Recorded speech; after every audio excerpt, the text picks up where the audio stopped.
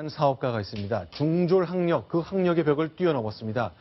10년도 채 안 되는 시간 동안에 2천억 원을 벌었습니다. 그러나 도박으로 100억도 날리고요. 로비를 위한 100억쯤 쓰고 이런 일이 있었네요. 바로 네이처 리퍼블릭의 정은호 대표 얘기죠.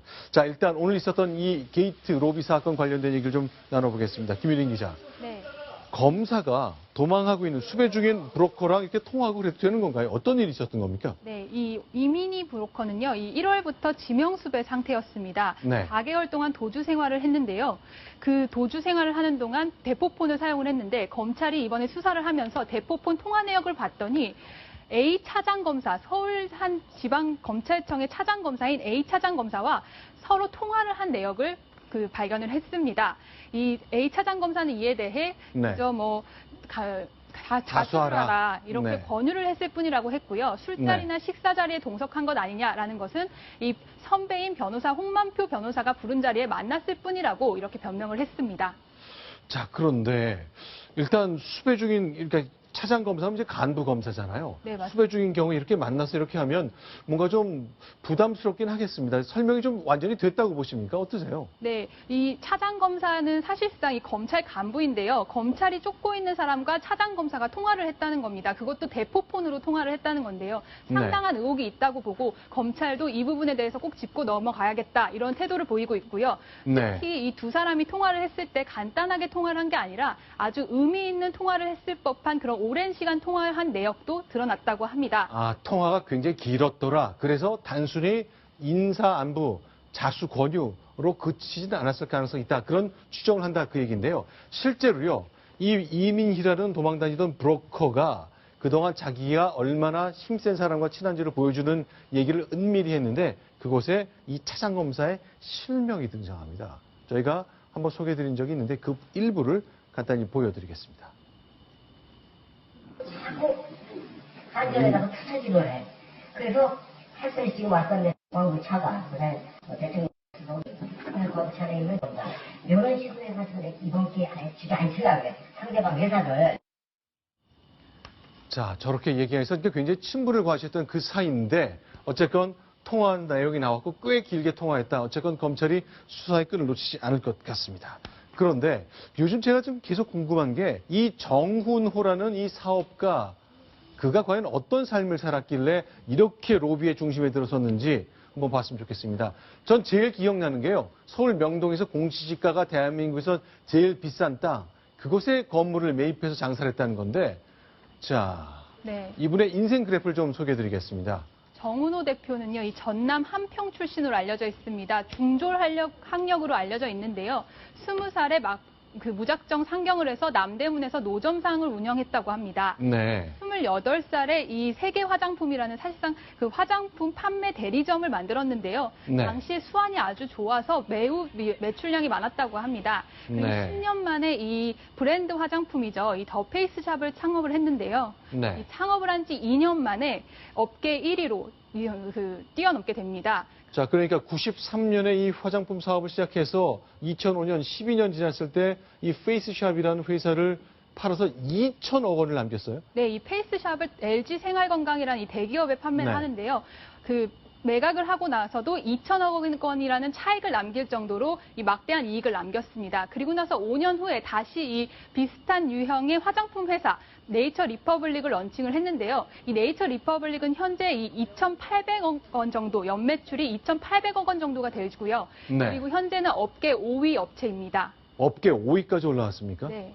자, 일단 그 자신의 인생을 보면 처음에 20살에 지방에서 상경해서 노점으로 시작해서 쭉 사업에 성공한 그야말로 극적인 모습 보입니다. 그러나 도박에 빠지면서 문제가 생긴 거죠. 네, 맞습니다. 2012년 이 100억 원대 원정 도박을 하게 되면서 이 승리에 취했기 때문인지 갑자기 이렇게 하락하는 모습을 보이는데요. 게다가 2015년에는 상습 도박 혐의로 징역 8개월을 살게 됩니다. 자, 그런데 이렇게 제가 봐도요. 중졸 학력에 처음 올라와서 남대문에서 노점하고 조그만 화장품 설립하고 노하우를 도대체 어디서 배웠을까 싶어요. 도대체 이런 사업 수완은 어디서 나온 건지 묘한 인연을 가진 사람과의 경쟁 때문에 얘기가 소개된 게 있죠. 네, 맞습니다. 이 더 페이스샵, 네. 네이처 리퍼블릭 둘 다 그 저가 화장품 업체인데요. 사실 이 저가 화장품 업체를 문을 열었다라고 할 수 있는 사람이 바로 미샤입니다. 네. 미샤의 서영필 대표에게 정은호 대표가 바로 배운 건데요. 2001년이죠. 정은호 네. 대표가 무던히 노력을 해서 서영필 대표에게 다가갔고요. 그래서 사석에서 경영 노하우와 트렌드에 대한 조언을 많이 받았다고 합니다. 아, 이렇게- 미샤라는 역시 여기도 화장품 회사인데, 자, 경영 노하우, 트렌드 이런 걸 다 들었다 이거죠. 네, 맞습니다. 이 네.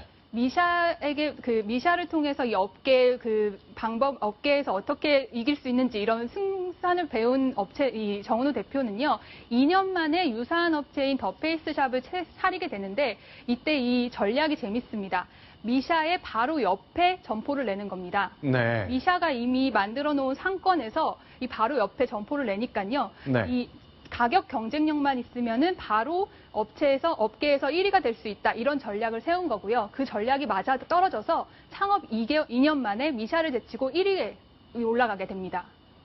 자, 이렇게 이제 트렌드를 읽었고요. 저희가 좀 인생 그래프를 다시 봤으면 좋겠는데, 이렇게 올라갔다 도박 때문에 문제가 됐는데, 도박도 아주 크게 했잖아요. 100억 넘게. 뭐 판결문에 따라서는 숫자가 좀 다르긴 합니다만, 마카오, 필리핀 이런 것들을 많이 찾았는데, 도박이라는 게 필연적으로 빠진다고 볼 수도 없는 것인데, 쉽게 번 돈도 아닌데 도박을 이렇게 했다? 좀 이해가 잘 안 되네요. 이제 지분을 매각해서 네. 2천억 원의 차익을 남겼으니까 세금을 내더라도 얼마나 많은 현금을 이렇게 보유할 수 있지 않았겠습니까?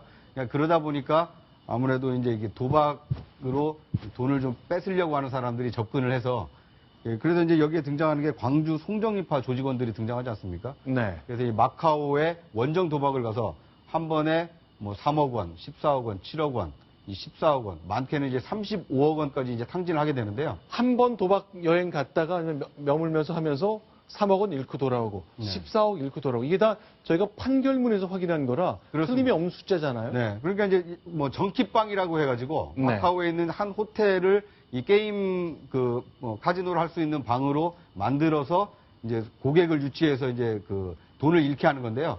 그런데 이렇게 큰 돈을 우리나라에서는 외환관리법 때문에 갖고 나갈 수가 없지 않습니까? 네. 그러다 보면 이제 그 브로커가 중간에 끼게 되고, 이 브로커를 통해서 이제 이 자금을 제공받아서 잃게 된 돈은 또 한국에서 이제 돌려줘야 되고, 이제 그러다 보면 이 카지노에 빠지게 되면 결국 이게 범죄에 연루될 수밖에 없는 겁니다.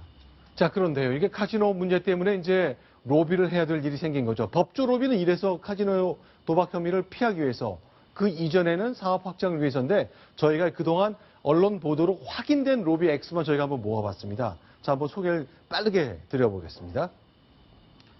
네, 홍만표 변호사에게 검찰에게 청탁을 해달라고 이제 3억 원을 제공을 네. 한 것으로 드러났고요. 네. 그 다음에 이 감사를 막아달라고 2억 원을 제공해서 총 홍만표 변호사에게만 5억 원을 제공한 것으로 나타났습니다. 자, 최종 변호사한테는 50억 줬다가 30억 돌려받았으니까 20억을 실제 주긴 준 거잖아요. 그렇습니다.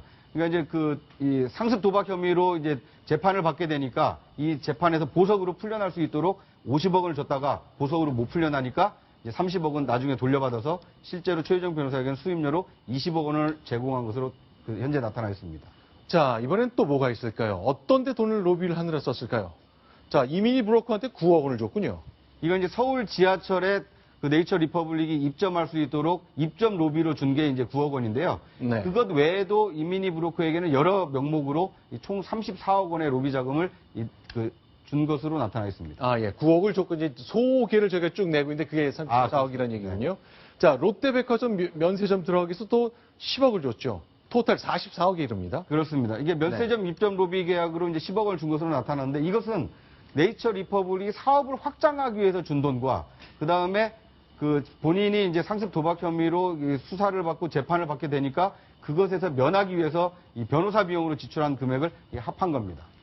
다음 것도 보겠습니다. 다음 뭐가 있을까요?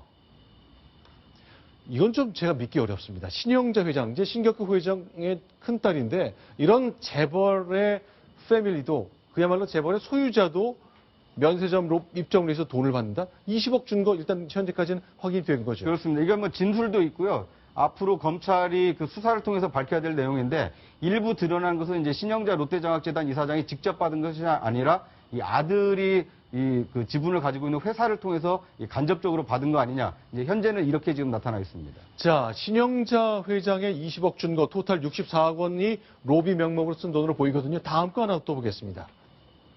이번엔 어딜까요?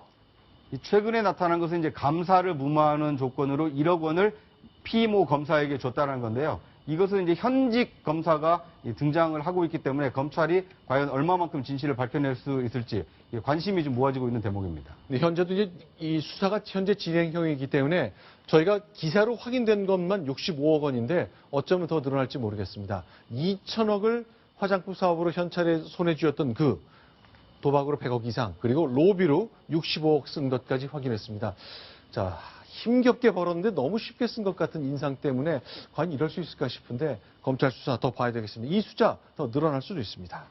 자, 다음 소식 보겠습니다. 순위 확인하겠습니다.